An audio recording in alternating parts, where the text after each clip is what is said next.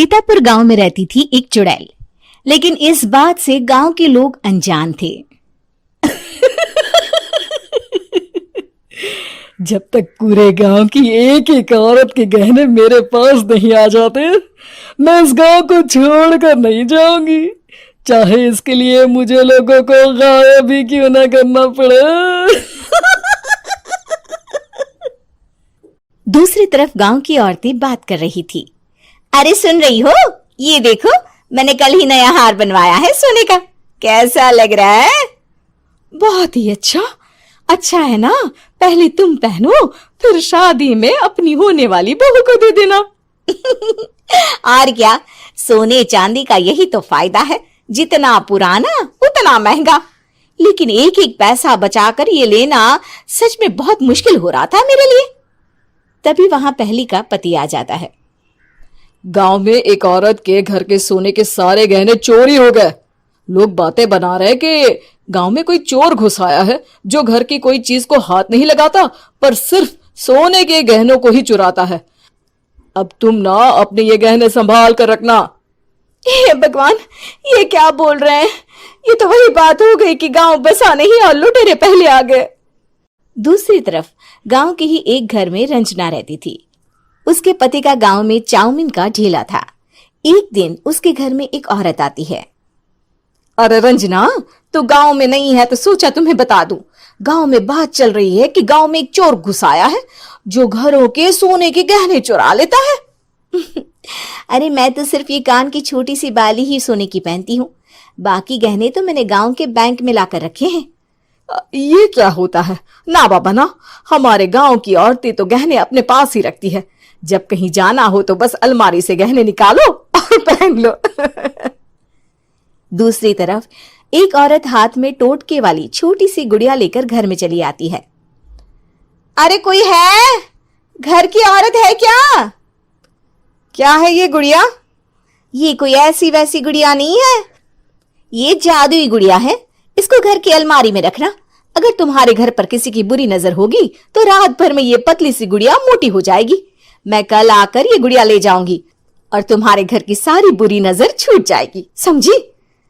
अरे वाह, ये तो बहुत कमाल की गुड़िया है, दे दो। कितने की है एक? अरे नहीं नहीं नहीं, ये फ्री की है। मेरा काम इस पूरे गांव को बुरी नजर से दूर रखने का है। हाँ। भली औरत उसके हाथ से वो गुड़िया लेकर अलमारी में रख देती है। लेकिन अगली सुबह जब वो उस गुड़िया को देखती है तो पतली सी गुड़िया मोटी हो चुकी होती है। हे भगवान, ये क्या? किसने मेरे घर को बुरी नजर से बांध रखा था? तभी वो गुड़िया वाली भी आ जाती है।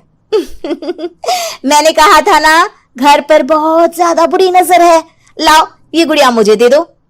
औरत वो गुड़िया उठाकर उसे दे देती है। गुड़िया हाथ में आते ही वो औरत उसे लेकर सीधे गांव के बाहर की खाली हवेली में चली जाती है और साधारण औरत से चुड़ैल बन जाती है।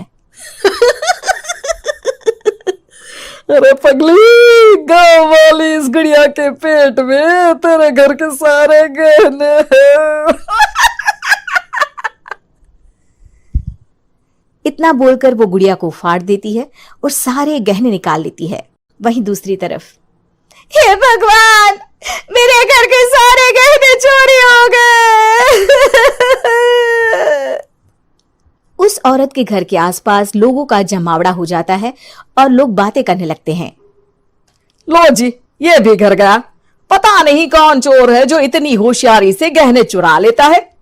कुछ समझ में नहीं आ रहा कि कौन है। लोग तो घर से कहीं जाते भी नहीं है, न ताला लगे न घर खाली हो, फिर भी रातों रात गहने चोरी हो जाते हैं। अरे हम तो कहते हैं लोगों को बारी बारी चौकीदारी करनी चाहिए, चोर को तो पूरे गांव वाले मिलकर पकड़ ही लेंगे। लोग बारी बारी घरों की चौकीदारी भी करते हैं, लेकिन चोरी होने का सिलसिला रुकता ही नहीं। फिर एक दिन रंजना के पड़ोस से भी रोने की आवाज आती है। अरे आज ही घर की बुरी नजर उतरी और आज ही सारे गहने भी चोरी हो गए। कैसी बुरी नजर? क्या हुआ था? तभी वहां उस औरत का पति भी आ जाता है जिसके घर में गहनों की चोरी हुई थी। हाँ, मेरी बीवी ने भी किसी गुड़िया को घर में बुरी नजर उतारने के लिए रखा था, लेकिन अगले दिन गहने चोरी हो गए। अब रंजना को कुछ कुछ बात समझ में आ जाती है। वो गांव वालों से कहती है, देखिए अब आप लोग चिंता ना करें, जल्द ही चोर पकड़ा जाएगा। उस नजर उतारने वाली गुड़िया को आज मेरे घर कोई भेज देना। फिर क्या था, चुड़ैल को लोग रंजना के घर भेजते हैं। पहली बार देखा है कोई खुद लुटने को तैयार बैठा है। तो तू है जिसे घर की बुरी नजर उतारनी है? ये ले गुड़िया, ये सुबह तक मोटी हो गई तो समझो तुमको और तुम्हारे घर वालों को नजर लगी है। हाँ हाँ, मैंने काफी सुना है। तुम ये गुड़िया मेरे घर छोड़ देना। अरे क्यों नहीं, कल सुबह आऊंगी जब गुड़िया तुम्हारे घर की सारी बुरी नजर लेकर मोटी हो जाएगी, ठीक है? अब क्या था, रात को रंजना ने पूरी नजर गुड़िया पर रखी। वो अपने पति और गांव के कुछ लोगों को घर की खिड़की से घर के अंदर नजर रखने को कह देती है, और फिर जो नजारा सब देखते हैं वो हैरान करने वाला होता है।